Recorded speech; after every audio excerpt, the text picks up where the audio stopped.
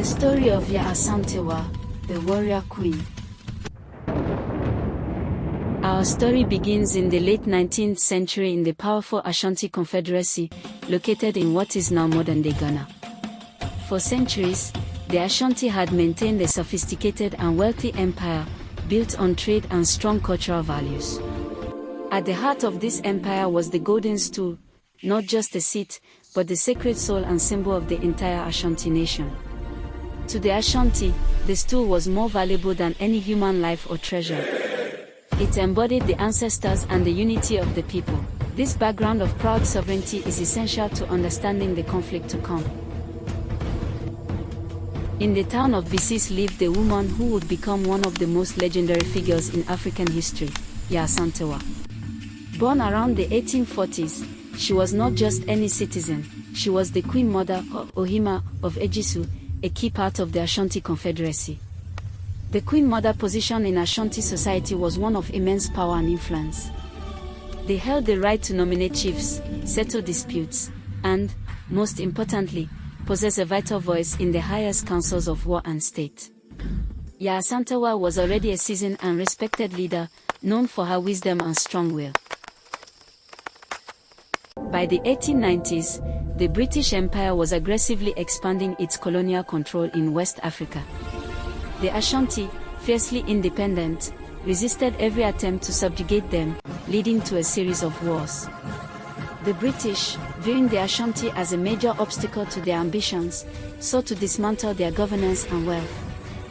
The tension reached a boiling point in 1896 when the British exiled the revered Ashanti king, Prempeh I, along with other high-ranking chiefs, to the Seychelles. This act of kidnapping the king was an insult the Ashanti nation would not soon forget. With King Prempeh I exiled and the central leadership weakened, the British governor of the Gold Coast, Sir Frederick Hodgson, saw an opportunity to completely break the Ashanti spirit. In 1900, Hodgson made a fatal error. He demanded that the Ashanti hand over the golden stool to him, stating he intended to sit upon it. This public demand was utter blasphemy. The governor misunderstood the sacred nature of the stool, treating it as a mere royal trinket. His demand was a profound challenge to the very foundation of Ashanti's spiritual and political existence, sparking outrage across the land. A secret meeting of the remaining Ashanti chiefs was quickly convened in the capital, Kumasi, to discuss how to respond to Hodgson's audacious demand. The atmosphere was thick with fear and despair. Many of the male chiefs, disheartened by the exile of their king and the superiority of British weaponry, were hesitant to commit to another war. They spoke of negotiation and surrender to prevent further suffering. It seemed as though the will to fight had been extinguished, leaving the path open for the British to claim their ultimate prize, the sacred stool. Seeing the morale of the men crumble, Yaa Asantewaa rose. She was reportedly infuriated by their cowardice and inaction in the face of such a sacrilege. What followed was a speech for the ages. She looked the chiefs in the eyes and delivered a powerful challenge: if you, the men of Ashanti, will not go forward, then we will. We the women will. We must not allow them. By the ancient rights, we stand united. We must fight them to our last breath. Her words were a stinging rebuke, an appeal to their honor, and a rallying cry for the soul of the nation.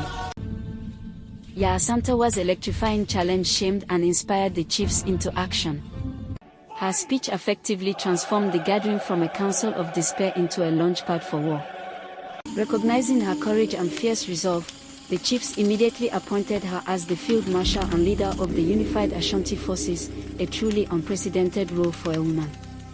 Under her dynamic leadership, the Ashanti people decided to do what seemed impossible: stand up against the mighty British Empire to protect their golden stool and their independence. The War of the Golden Stool had begun. Yaa Asantewaa quickly organized thousands of Ashanti soldiers, launching a fierce assault on the British and their allies. Their primary target was the small Kumasi fort, where Governor Hodgson and his entourage were barricaded.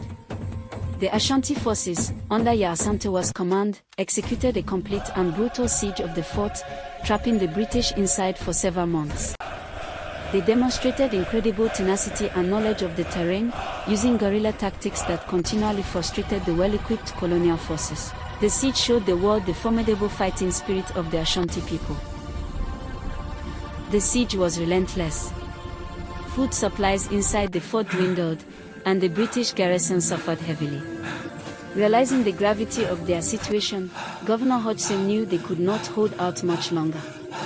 In a daring maneuver, a small group, including Hodgson and his wife, managed to slip past the Ashanti lines and escape the fort under the cover of darkness. They undertook a grueling, dangerous march through the jungle to the coast, leaving the remaining soldiers in the fort to face the overwhelming Ashanti forces. Despite the governor's escape, the war raged on. The British, stunned by the ferocity and skill of the Ashanti resistance, were forced to deploy thousands of additional troops from other colonies, including Nigeria. The Ashanti, though facing superior firepower and technology, fought bravely, driven by the sacred duty to protect the golden stool.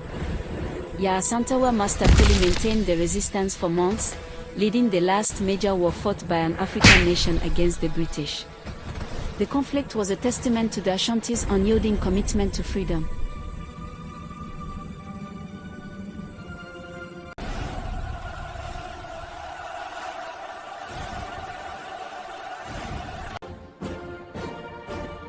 By the end of 1900, after months of intense fighting, the massive influx of professional British troops eventually turned the tide. The Ashanti forces were gradually overwhelmed. In 1901, the brave Yaa Asantewaa was finally captured. She, along with other key leaders who fought alongside her, was exiled to the Seychelles, joining King Prempeh. Although the war was lost, Yaa Asantewaa had successfully protected the golden stool, which the Ashanti chiefs had hidden from the British, saving the soul of the nation. The Ashanti Confederacy was officially annexed.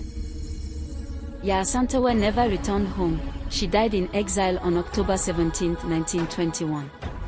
However, her impact was immense and everlasting. The War of the Golden Stool ensured the spiritual survival of the Ashanti people. Yaa Asantewaa is not just a queen mother, she is an international icon of courage, resilience, and female leadership. Her willingness to step up when men hesitated serves as an eternal source of inspiration for women and oppressed people everywhere. Her legacy lives on as a fierce reminder that one person's bravery can ignite a nation's fight for freedom.